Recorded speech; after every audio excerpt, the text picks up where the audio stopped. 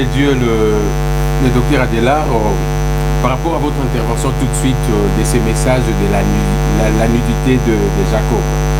Alors, il y a certains points qu'on aimerait un peu vous poser certaines questions, parce que, comment expliquez-vous que la nudité, est-ce que Jacob étant nu, ça traduisait une péché, ou alors que Ésaü en étant vêtu, ça traduisait une sainteté? Comment expliquez-vous un peu ça?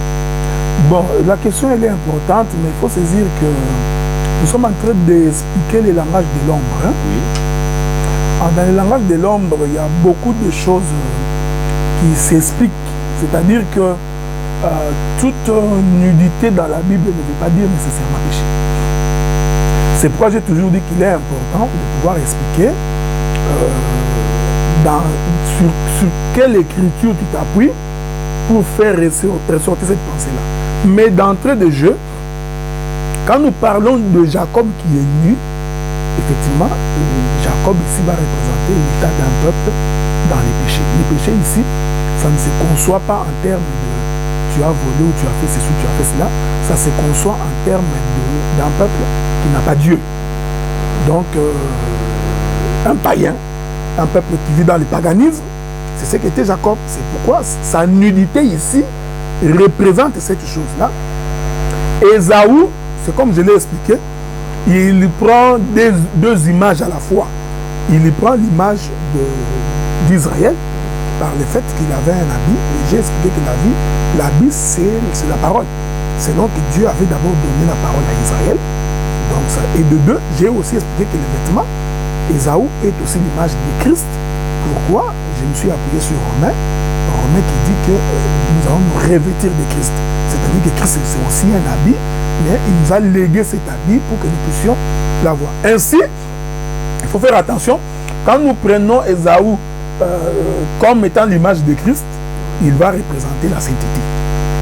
Mais quand nous prenons Ésaü comme étant l'image d'Israël, il ne représente pas forcément la sainteté, mais il représente un temps prophétique où Dieu s'est d'abord révélé à Israël. Donc voilà un peu ça. Mais je précise tout en disant que toute nudité dans la Bible n'est pas forcément l'état du péché. Parce que quand on parle de la nudité de Noé, comme la nudité de Lot, ces deux choses ne peuvent pas se comprendre de la même manière. Ok, mais en évoquant encore l'autre passage de l'écriture des Romains que vous avez pris, tout en parlant que nous qui étions sans Dieu et que nous représentions en quelque sorte l'Église aussi, que toutes les nations qui étaient sans Dieu, et que l'Éternel, il consomme notre foi, comme la Bible dit qu'il est le consommateur de notre foi. Alors quand vous dites que c'est Dieu qui devrait manger, le corps de Christ qui devait être sacrifié. Donc en quelque sorte, vous imaginez que Dieu a mangé Dieu, parce que Jésus il est Dieu. Alors comment expliquez-vous un peu ça? Mais la question c'est que nous l'avons toujours dit. C'est un peu difficile. Ouais, je sais que... Il faudrait quand même avoir un peu de réserve quand on s'est dit que Dieu a mangé Dieu. Donc en tant que chrétien, ça sonne un peu... vraiment, c'est difficile à entendre. Oui, je sais.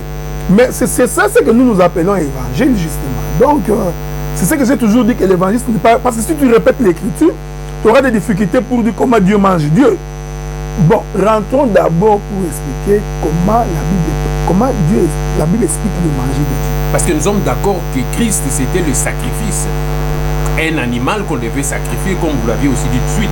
Alors, les sacrificateurs qui devaient manger, c'est Dieu. Oui, il y a un peu une subtilité quand même, mais il y a des choses qui nous échappent quand même. Oui.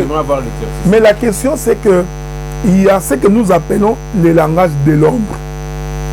Dans le langage de l'ombre, ça dit qu'il y a des images que Dieu projette pour expliquer à quoi il veut nous amener.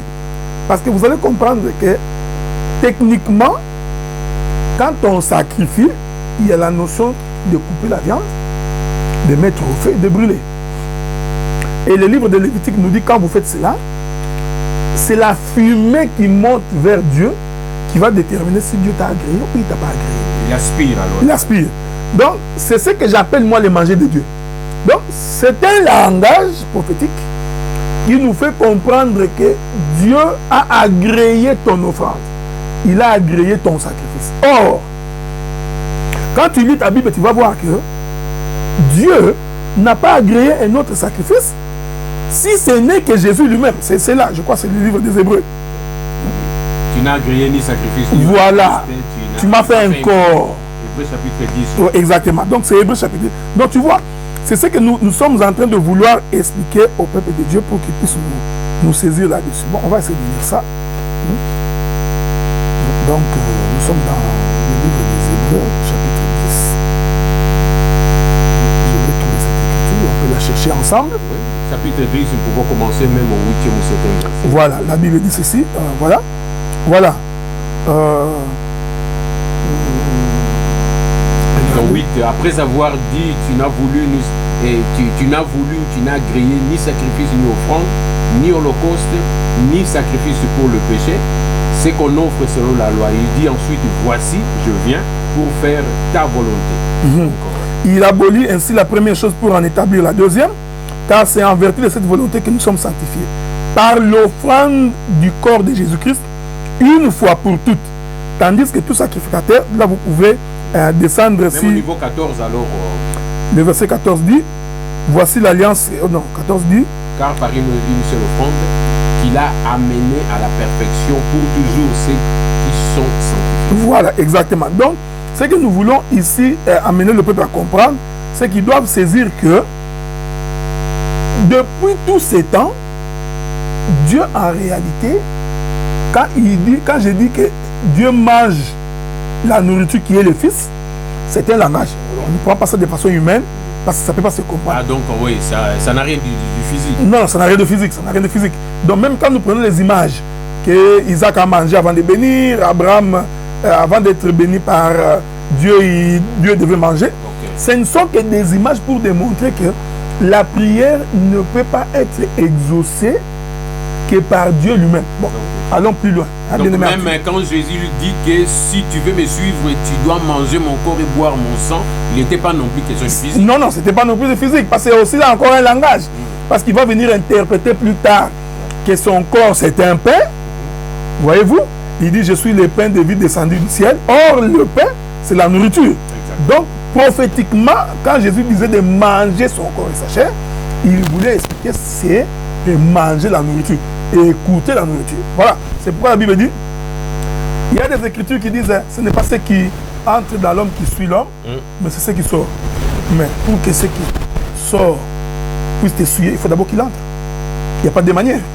Donc, en réalité, maintenant, vous allez comprendre que pour que toi tu pries, il faut d'abord que tu aies écouté. Donc, en fait, Dieu ne t'écoute pas. Dieu n'écoute que ce que lui-même a placé en toi. Comme ça, quand tu pries, ta prière est en fait Dieu lui-même. C'est pourquoi Jésus avait dit, si mes paroles demeurent en vous, c'est alors que vous priez. Donc, la pensée veut tout simplement dire que le Seigneur a fait que dans la dispensation d'aujourd'hui, pour qu'une prière soit exaucée, cette prière doit être conforme à la parole de Dieu. Maintenant, la problématique est celle-ci. Quand on n'a pas la véritable parole de Dieu, la prière est une abomination. Et la parole de Dieu que vous parlez, c'est l'évangile éternel. Que vous prêchez. J'ai toujours préféré ne pas dire l'évangile éternel. Non, mais c'est ce qu'on écoute tout oui, le temps, non, l'évangile éternel. Oui, le problème c'est que la manière dont on présente l'évangile éternel, ça devient comme un slogan, comme une marque déposée qui vient de commencer. C'est cette notion-là que je voudrais faire éviter dans le langage. Disons ceci, que l'on puisse dire évangile éternel, que l'on dise évangile de Christ, que l'on dise l'évangile du salut, c'est la même chose. Pour autant qu'on a la capacité d'expliquer ce que c'est cet évangile-là. Je vais donner un exemple. Je peux dire évangile éternel, mais on a des gens aujourd'hui qui, dans la bouche, ils disent évangile éternel, mais quand il se met à parler, on se rend compte qu'il ne maîtrise pas les rouages des Écritures. Donc, moi, ce que je voudrais éviter ici, c'est que quand moi je suis en train de parler de l'évangile éternel, j'ai l'explication de ce que je comprends par l'évangile éternel. C'est-à-dire une bonne compréhension de l'écriture, une écriture qui rend gloire au Seigneur, une écriture qui explique le Seigneur Jésus-Christ dans la Bible, une écriture qui ne parle pas des hommes. Voilà, c'est ça l'évangile éternel. L'évangile éternel, c'est en fait expliquer Dieu dans la Bible. Ok, alors l'homme de Dieu, nous allons poursuivre un peu parce qu'il y a encore un petit point que vous avez touché pendant que vous interveniez.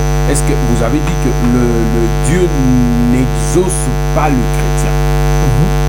Mais comment expliquer que quand quelqu'un lui prie, qu'il reçoit ce que Dieu lui a dit? Est-ce que Dieu écoute qui quand un chrétien lui prie?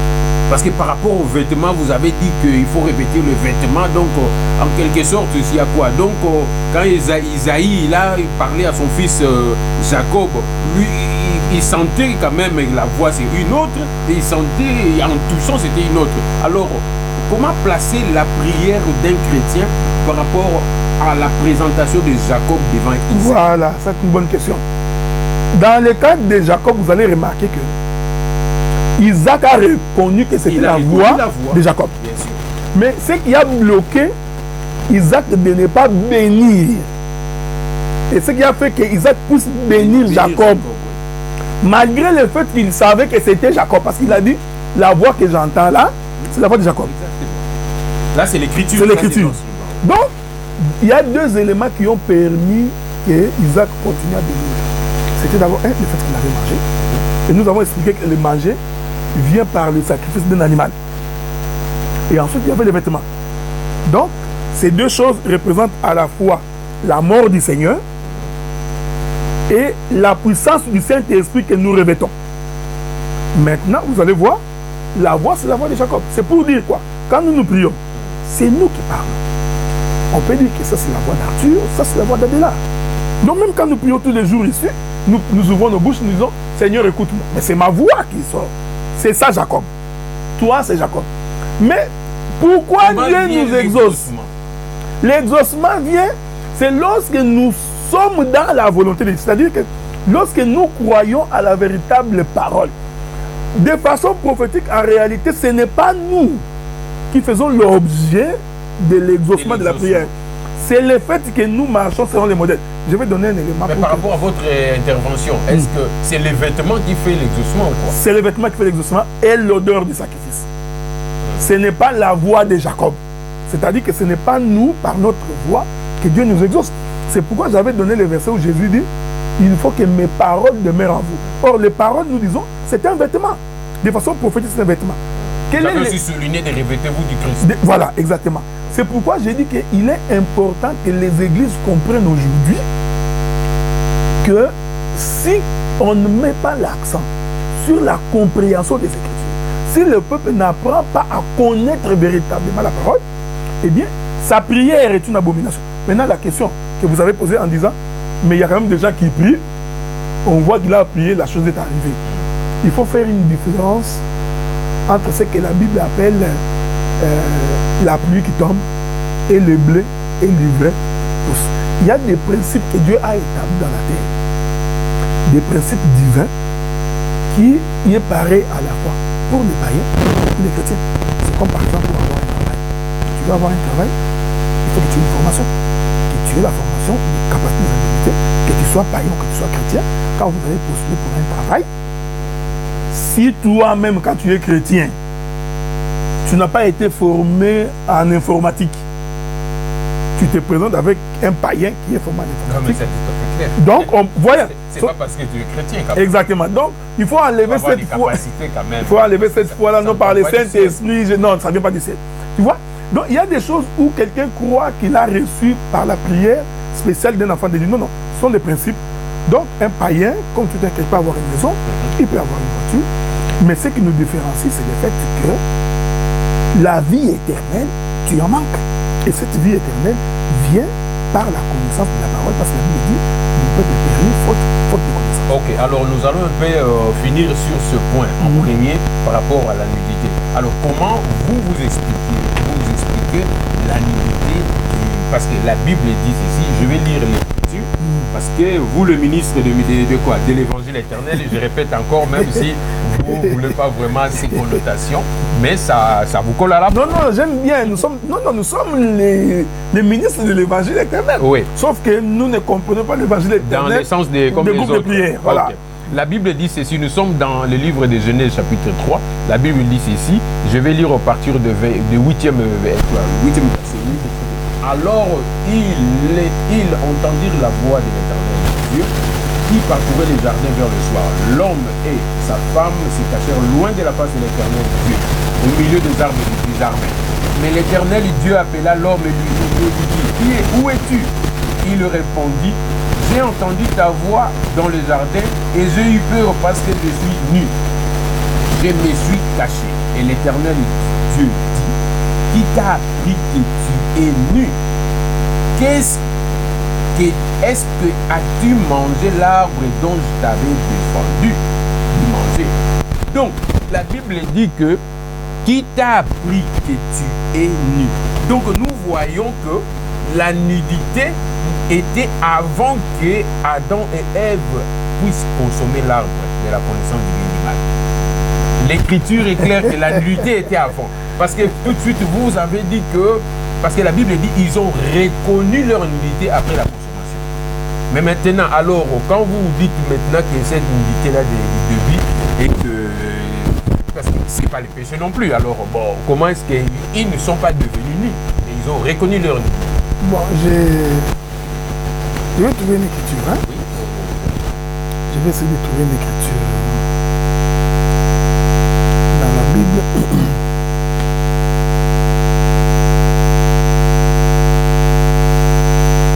Bon, nous ne voulions pas non plus comprendre ça en français. Oh oui, bien sûr, ça c'est ça. Nous voulions comprendre ça selon la révélation qui se cache derrière ces écritures. Parce que nous croyons que ce n'est pas les Français qui nous fait comprendre ces choses de Dieu. Regardez. Oui. Je suis dans Genèse chapitre 2, verset 25.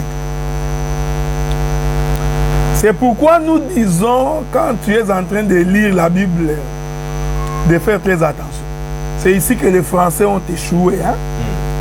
Parce que si ce n'était qu'une question de français, alors François Hollande, Jacques Chirac et Sarkozy, ils vont entrer au ciel sans problème. Vous êtes Genèse chapitre 2. Je suis dans Genèse chapitre 2, verset 25. Donc, regardez, la Bible dit, l'homme et la femme étaient tous deux nus et ils n'en avaient point honte. C'est ici. Cette écriture qui dit qu'ils n'en avaient pas honte veut tout simplement dire que la nudité avant d'avoir commis le péché était une nudité couverte de la gloire. Je vais essayer de m'expliquer clairement pour que vous compreniez. C'est-à-dire que cette nudité-là n'était pas couverte de la honte. Parce que c'est le mot honte qui fait toute la différence avec la deuxième nudité. Parce que tu vas remarquer que lorsqu'ils ont mangé les fruits, voilà. Donc, j'aime ça. Donc, vous voyez, donc c'est l'intervention de la honte qui fait la différence entre les deux nudités. Voilà pourquoi j'avais dit. Donc vous traduisez la honte par le péché. Par le péché. Par la transgression de la loi. Exactement. C'est-à-dire que c'est la loi qui a amené la honte. C'est par la loi qu'on constate qu'on est pécheur.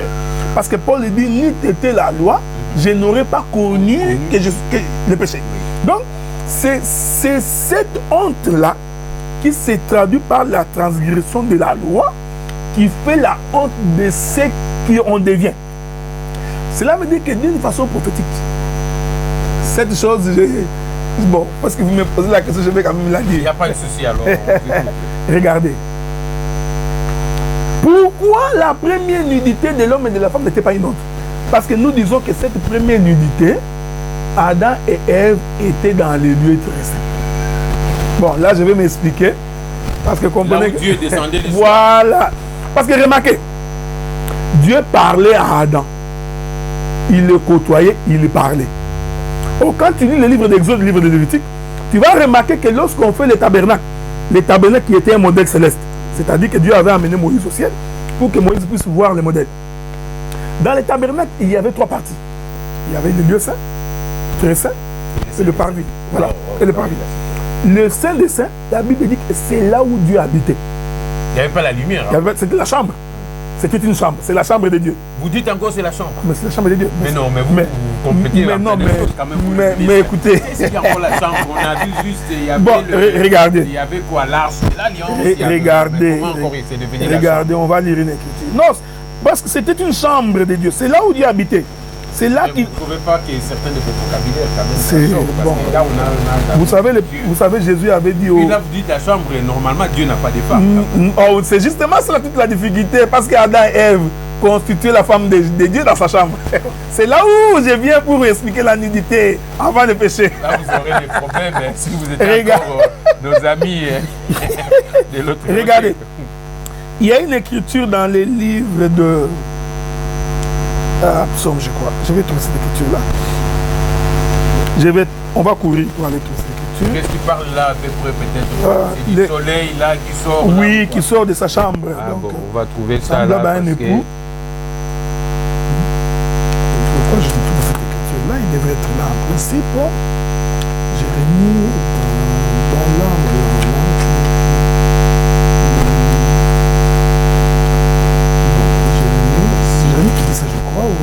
Alors, on va essayer aussi de trouver cette écriture.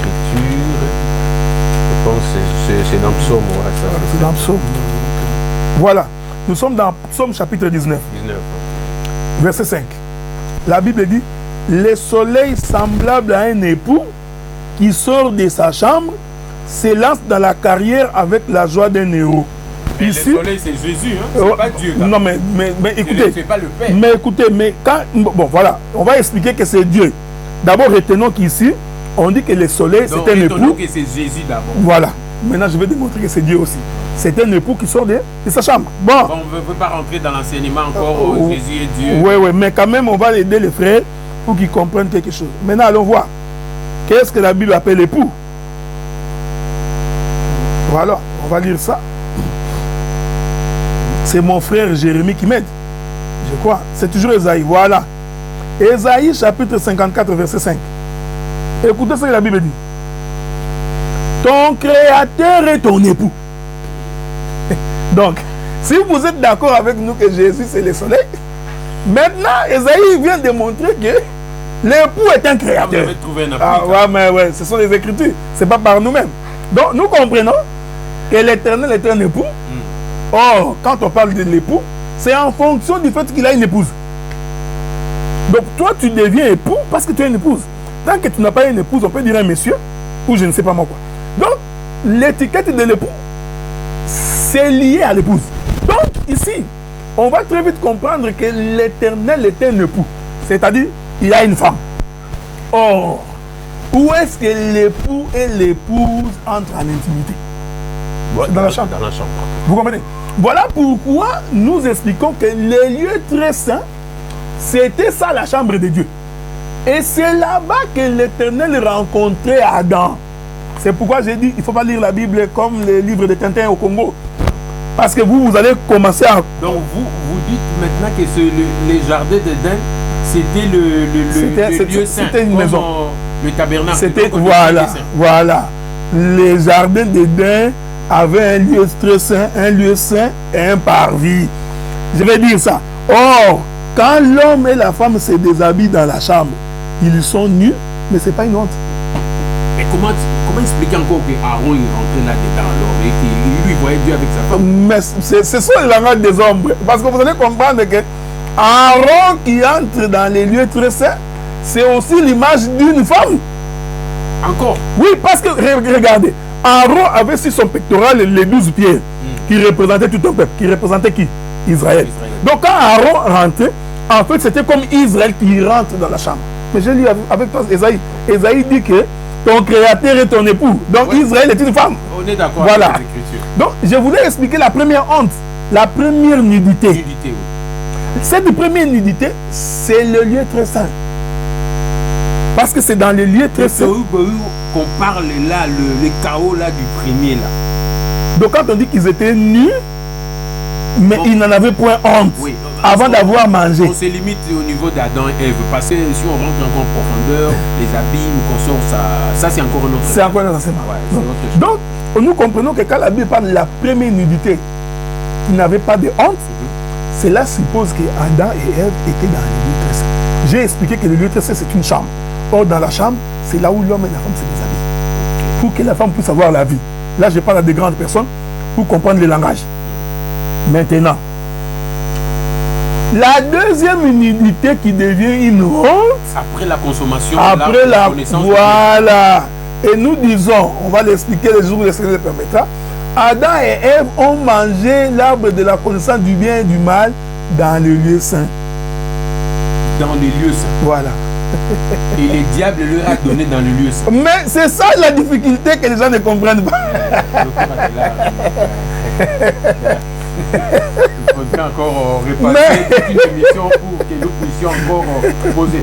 Chers frères et sœurs, vous pouvez vraiment contacter l'homme de Dieu avec son Skype, son adresse email pour que vous nous envoyez des questions, même via l'email de jebolitv.com. Envoyez vos emails comme ça, alors nous allons renvoyer toutes ces questions auprès de l'homme de Dieu pour qu'il puisse vous répondre, soit par écrit, certainement par écrit, parce que nous ne pourrons pas encore faire des émissions après. Oui, je sais, mais c'est ce que nous appelons évangile. Tu vois bien, mais Arthur, ces choses ici, tu ne peux pas en parler quand tu n'as pas la source. Donc il faut avoir C'est pourquoi nous disons que l'arbre de la connaissance du bien et du mal et l'arbre de vie, ces deux arbres étaient dans les lieux saints. Regardez, la Bible dit quoi? Vous dites les deux arbres. Donc qui est en fait un seul arbre à double face. Ok. Bon, donc peut-être que limitons à ce niveau-là. Nous voulions un peu, nous tendons vers la fin de notre, disons, intervention, à cet entretien qui est tellement riche et tellement vraiment bénéfique en bénédiction avec la grâce que l'Éternel a déposée sur son serviteur pour que l'Église puisse comprendre toutes ces choses, parce que la Bible dit mon peuple périt parce qu'il lui manque la connaissance. Donc nous voyons qu'il y a beaucoup des assemblées, on met l'accent trop à la musique, à des choses qui sont terrestres, qui vont périr, qui sont passagères, mais plutôt la connaissance, tellement ça manque. C'est pour cela nous voulions profiter de temps à autre quand nous avons l'occasion pour interviewer l'homme de Dieu, pour que nous puissions bénéficier de cette grâce de l'Éternel, parce que la Bible dit que ces dons ont été donnés pour le perfectionnement des saints. Alors pour l'Église, le corps de Christ dans le monde entier. C'est pas seulement pour l'Église des saints au Canada ou en Belgique ou ici, que nous sommes ici en France, à Strasbourg. Ok. Alors nous allons poser deux petites questions encore pour clore notre intervention avec l'homme de Dieu. Alors, nous voyons beaucoup, les ministres de l'Évangile éternel, vous interprétez la Bible seulement dans cette portée de l'ombre et de la réalité. Alors la question se pose, est-ce qu'il n'y a pas une autre manière d'interpréter la Bible ou de prêcher? Il faudrait seulement apporter la parole de Dieu avec de l'ombre et de la réalité, comme vous avez l'habitude de prêcher. Non, je ne pense pas. Les autres peuvent exhorter, ils peuvent aussi consoler tout cela. Est-ce qu'il faudrait seulement s'y atteler avec de l'ombre et de la réalité, comme vous insistez toujours? Bon, je vais lire une écriture. Ça c'est important. Parce qu'il faut d'abord comprendre que nous avons différentes grâces dans la Bible. Et les différentes grâces ne s'expriment pas de la même manière. Les combles de ce que nous vivons aujourd'hui, c'est que beaucoup de gens ont pensé que quand on parle de l'évangile éternel, c'est seulement l'interprétation et l'explication de l'écriture. Ça, c'est très dangereux. Mais nous croyons que l'explication de l'écriture prend une place primordiale pour la saisie de ce qui suit. Mais le bien-aimé Paul répond à la question. Il dit ceci. Je crois, dans les livres de Corinthiens. Je crois que c'est lui qui dit ça. Attends, je vais voir ça. Voilà. 1 Corinthiens chapitre 14, verset 6. Paul dit ceci. Et maintenant, frères, de quelle utilité vous serais-je si je venais à vous parler en langue, si je ne vous parlais pas par révélation, ou par connaissance, ou par prophétie, ou par doctrine?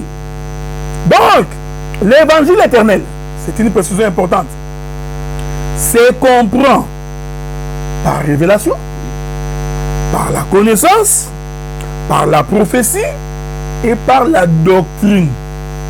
Voilà pourquoi nous pensons que ces deux éléments doivent marcher ensemble.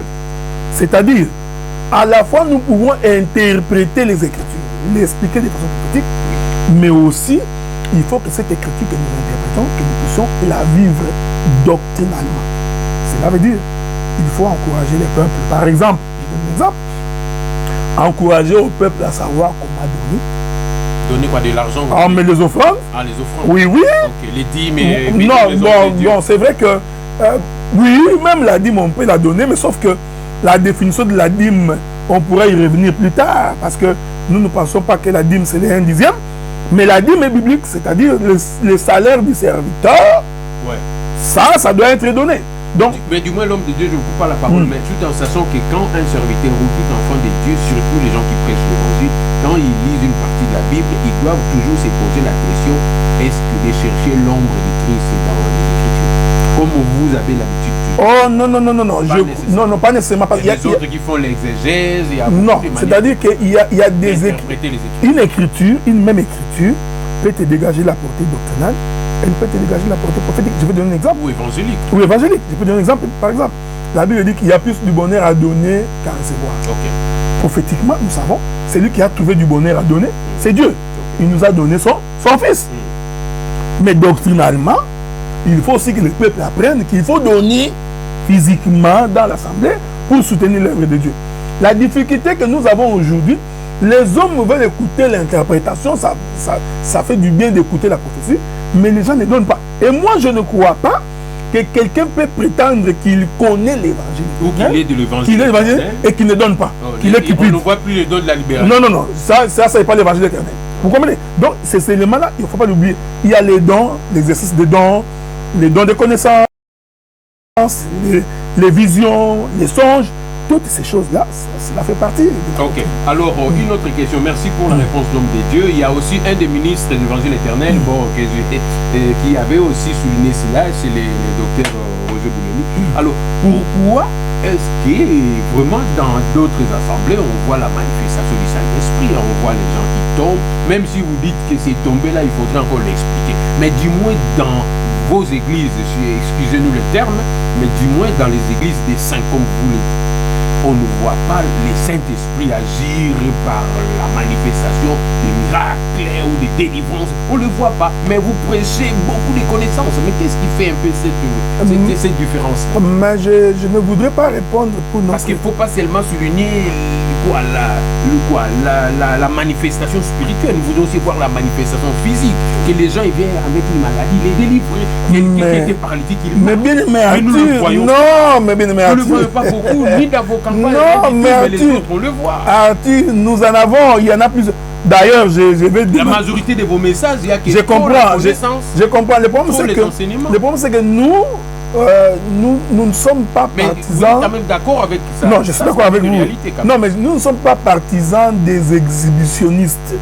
Nous ne sommes pas partisans des gens qui viennent... Mais ce n'est pas vous qui exhibez, en fait c'est le Saint-Esprit qui agit. Oui, le problème c'est que... Mais qu'est-ce qui fait que le Saint-Esprit à vous n'agit pas dans ce Non, mais remarquez que quand nous... Il agit toujours dans la connaissance. Non, mais écoutez bien, mais regardez les images des églises des saints, tu vas constater que dans la plupart de nos images, nous ne projetons pas la totalité de culte. Nous nous contentons à diffuser l'enseignement. Mais j'ai dit, dans les jours qui viennent, j'ai pris la décision de mettre quand même sur la place publique. Donc, le frères et sœurs, il y a des prières. D'ailleurs, d'ici 2-3 jours, vous verrez ce que nous avons fait à Bordeaux. J'ai pris la décision de mettre ça public pour que les gens voient, nous avons un Dieu qui agit, qui délivre. Il y a des prières de délivrance. Je voudrais ici informer des témoignages, des gens qui viennent témoigner. Oui, le problème c'est que pas seulement docteur Adélard, mais beaucoup d'autres ministres quand même. Hein, bon, il est aussi vrai. Parce qu'on ne le voit pas. Non, il est aussi vrai. Il est aussi vrai que la manière dont on a fonctionné pendant plusieurs années... Je rajoute encore qu'on dit que chez vous, on gêne moins, quoi. Il y a moins de jeunes, il y a même c'est la réalité. Mais le problème, c'est que nous ne gênons pas comme les gens des groupes de prière. Nous gênons avec un but. Parce que tous les jeunes de la Bible... Comme Jésus, alors parce que vous avez vous ne gênez pas. Les disciples de Jean-Baptiste, ils doivent gêner. Écoutez, mais quelqu'un va entrer en gêne pour avoir un visa. Quelqu'un qui va entrer en gêne parce que... Non, la Bible démontre quand est-ce qu'un peuple peut entrer en gêne. Les jeunes personnels, on en fait. Mon point particulier, je parle. Mais quand tu veux engager l'Église dans un gêne, la Bible démontre comment on engage un peuple dans un gêne. Donc, Et puis il y a un modèle de jeunes dans la Bible. Alors donc, là, il faut nous apporter cet enseignement. je crois que oui, des jeunes. le Seigneur permettra, on fera un enseignement parce que nous croyons que dans la Bible il n'y a que des jeunes de demi-journée. Des campagnes, des miracles, on peut voir aussi des manifestations du Saint-Esprit. Oh, mais ne vous en faites pas. Au niveau de la connaissance. On en a, sauf que comme nous croyons que vous avez aujourd'hui beaucoup de gens sont attirés par ces choses-là. Nous avons voulu apprendre au peuple d'abord à apprendre à aimer Dieu, la connaissance, à aimer la parole. Quand ils viendront, ils verront. Mais mettez-nous au défi, donnez-nous un cas. Parce que toutes les personnes pour qui nous avons prié, et puis nous croyons aussi bien aimé Arthur, et ce n'est pas nous qui guérissons, c'est le Seigneur qui guérit. Mais au moins, nous n'hésitons pas de prier. Et aussi, ça je voudrais conseiller bien aimé, il faut vous confier également à des hommes qui sont respectés de la parole, et qui peuvent vous être utiles à quelque chose. Mais les combles avec nous, c'est que nous n'avions pas pris l'habitude de diffuser les actions que nous actions du Saint-Esprit après vos messages. Après nos messages, pas tout simplement parce qu'on se disait certaines personnes ne voudraient pas qu'on les voie sur la place publique, probablement une manifestation de démons, beaucoup ne veulent pas voir ça. Voilà pourquoi on ne les fait pas, mais nous croyons à cela. Mais encore là, nous le faisons selon l'analogie de la foi. Ce n'est pas que tu tombes demain, tu tombes après demain, c'est toi toujours qui tombe. Nous disons, ça ce n'est pas le Saint-Esprit. Ok, merci beaucoup pour le temps que vous avez disposé, l'homme de Dieu, le docteur Adélard, qui est venu de très loin depuis le Canada, le Canada à Gatineau. Il est là à Strasbourg en France et c'est pour cela que nous avons saisi l'occasion pour que nous puissions l'interviewer, pour afin que l'Église de Dieu partout dans le monde entier puisse bénéficier de la grâce que l'Éternel a déposée sur son serviteur. Merci beaucoup. Dans d'autres occasions, nous allons encore saisir des opportunités pour pouvoir parler d'autres termes. Entre autres, les termes qui fait encore couler beaucoup d'encre et que la femme ne doit pas prêcher. Beaucoup parlent de Rebecca, juge, consort, il y avait des ânes qui étaient aussi. Donc, tout cela, nous allons parler. Et l'évangile éternel, les ministres, ils ont dit, il ne fut pas de questions. Ici, il n'y a pas que, oh non, ce qui est caché, Dieu. Nous ne sommes pas chez Maman Kato. Non, oh, non, ici, il n'y a pas ça. Ici, quand il y a toute question, on peut poser des questions. Donc, il n'y a pas question de dire que non, les choses cachées sont à Dieu, non, révélées à nous. Non, ici, et il révèle des choses là qui sont cachées à Dieu, là, donc Dieu le révèle. Alors, merci beaucoup l'homme de Dieu pour le temps que vous avez disposé, que Dieu vous bénisse encore, qu'il vous comble encore de la grâce qu'il a déposée sur vous. Et à très bientôt, tous les amis des frères et sœurs des partout dans le monde entier, au nom du Seigneur. Amen.